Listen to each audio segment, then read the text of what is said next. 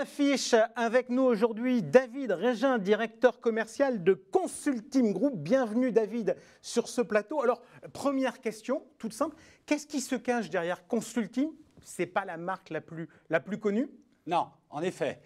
Consulteam, c'est quand même 25 ans d'expérience auprès des professionnels du patrimoine, conseiller en gestion de patrimoine indépendant, réseau institutionnel. Notre marque la plus connue, c'est Serenissimo. C'est notre histoire, notre ADN initial, qui est donc la commercialisation de résidences de services dans ce qu'on a appelé l'immobilier géré sous bail commercial. Donc Serenissimo pour la partie neuf, marché primaire. Et puis on a créé une deuxième marque, connue aussi beaucoup des professionnels du patrimoine, qui s'appelle LB2S, spécialisée sur le marché de l'ancien. Alors, vous cultivez donc les marques. Historique donc immobilier physique, géré dans le neuf et dans l'ancien. Aujourd'hui, vous êtes là pour nous parler d'immobilier financier. Pourquoi vous êtes lancé dans cette aventure? Parce qu'au fond, ça vient compléter notre offre. C'est-à-dire que l'immobilier financier, ça reste un sous-jacent immobilier qu'on connaît bien, qu'on maîtrise bien. Et c'est offrir la possibilité aux clients de nos partenaires d'investir sous une autre forme dans l'immobilier. Voilà, c'est tout simplement ça. Est-ce que ça a aussi un lien avec l'évolution capitalistique, puisque vous avez eu un fonds qui est rentré au capital? Oui, en effet. Il y a 2 ans maintenant, on a un fonds qui est rentré qui nous donne les moyens de se développer.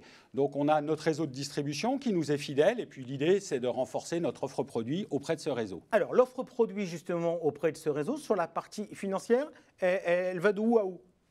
Alors elle va d'un OPCI qu'on a lancé en avril 2017 jusqu'à maintenant une société de gestion, Consulteam Asset Management, en passant par une plateforme de crowdfunding, Finpel. Alors si vous le voulez bien, on va regarder un peu les choses dans le détail. Premier point, donc entrée historique, un OPCI, c'était donc avant l'évolution du capital. Cet OPCI, vous l'avez fait tout seul? Non, on l'a fait en collaboration avec la Française. Et donc, on s'est associé, puisque la Française est la société de gestion de l'OPCI. Et nous sommes un conseiller en investissement et le distributeur de cet OPCI. Alors, l'OPCI, en 2017, il y avait peu d'acteurs qui en faisaient. Pourquoi avoir fait le choix de cette structure plutôt que la SCPI? Alors, parce que pour une raison très simple, la stratégie d'investissement est centrée en fait sur l'immobilier géré, donc notre savoir-faire. Et en fait, est apparue à ce moment-là la possibilité de créer ce qu'on appelle un OPCI film, un fonds d'investissement en location meublée qui permet de bénéficier de la fiscalité BIC et donc de l'amortissement comptable. Ce qu'on ne peut pas avec une SCPI puisqu'on est en revenu foncier. Donc on est proche d'une fiscalité qu'on peut avoir sur un investissement direct? Oui, on est très proche. On a, grâce à l'OPCI, à peu près 2/3 des revenus qui sont non fiscalisés grâce donc à ce mécanisme de l'amortissement comptable. Bien, 2020 a été une année compliquée pour les OPCI qui affichent, si l'on regarde l'évolution des valeurs de part selon les chiffres de l'ASPIM, un recul de 2,87%. Comment ça s'est passé pour LF Serenissimo Plus? Alors ça s'est plutôt bien passé, puisque nous, on sort une performance globale de plus 5,23%. Donc on avait déjà sorti une performance en 2018 au-delà de 18%, un peu plus de 8% en 2019, et donc sur 2020, plus 5,23%. Ok, pourtant, là j'ai sous les yeux... parce que j'aime bien me mettre à la place des CGP, donc je regarde les reportings. Le reporting fin décembre 2020, je regarde la répartition sectorielle. Je vois, il y a de l'immobilier et du cash, c'est tout. Exactement. Il n'y a pas de foncière. Dans l'immobilier, j'ai quand même 49% sur le secteur du tourisme. Quel impact ça va avoir? On sait tous que les exploitants ne vont pas réussir forcément à payer les loyers. Donc quel impact sur l'OPCI? Alors, ça va avoir un impact. Juste pour revenir dans la composition, vous l'avez évoqué, on a un OPCI qui est un peu particulier, puisqu'on a une poche immobilière qui peut monter jusqu'à 85% et une poche de liquidité de 15%. Donc en fait, on n'a pas du tout ce qu'on appelle de poche financière, donc on n'a pas d'exposition au marché. Or, on sait qu'en 2020, les OPCI ont beaucoup souffert de la baisse des marchés et notamment des foncières qui se trouvaient dans la plupart des OPCI. Alors, nous concernant, trois choses à dire. Un, on a... un actif qui est quand même résilient. Alors effectivement, on a une exposition au tourisme, mais finalement, quand on regarde notre taux de recouvrement des loyers, il est plutôt bon au global sur l'année 2020 pour l'OPCI, puisqu'on est un peu au-dessus de 86%. Deuxièmement, on a une technique en fait d'acquisition qu'on appelle de blocs partiels, qui nous permet en fait d'acquérir dans les meilleures conditions. Et on le voit à chaque valeur d'expertise en fait, réalisée par des experts indépendants, où en fait on a de la revalorisation systématique grâce à cette technique. Enfin, le groupe est très engagé, comme vous l'avez dit, dans le suivi des exploitants. Et donc, on mène un certain nombre d'actions. On a été très proactifs, notamment vis-à-vis du tourisme, ce qui nous permet malgré tout d'être raisonnablement optimistes pour l'année 2020. Alors, on vient de parler de votre OPCI. Qu'est-ce qui, dans le reste de votre offre, vous paraît le plus différenciant pour un CGP, le plus susceptible de générer de la performance pour un client final? Incontestablement, Finpel. Donc plateforme de crowdfunding, un financement participatif qui s'est développé il y a maintenant quelques années.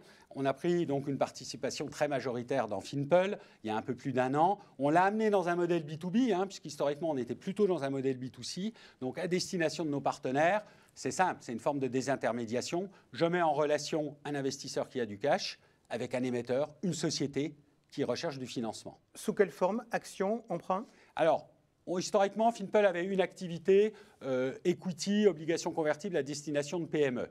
Et puis, comme beaucoup de plateformes, ils se sont beaucoup diversifiés. Et aujourd'hui, c'est la majorité de l'activité vers du financement de professionnels de l'immobilier, promoteurs, foncières, marchands de biens. Et là, c'est structuré sous forme d'obligations simples. OK. Type de rémunération pour le client? Autour de 8% par an, sur une maturité courte, c'est ce qui plaît aussi beaucoup, entre 18 et 24 mois. Quid de la rémunération des conseillers? Deux types de rémunération. Là aussi, on a été assez novateur. Une rémunération upfront, au moment donc de l'investissement du client, et puis une rémunération récurrente sur la base des coupons qui sont versés, alors annuellement, semestriellement, etc. OK. Taux de casse? 0.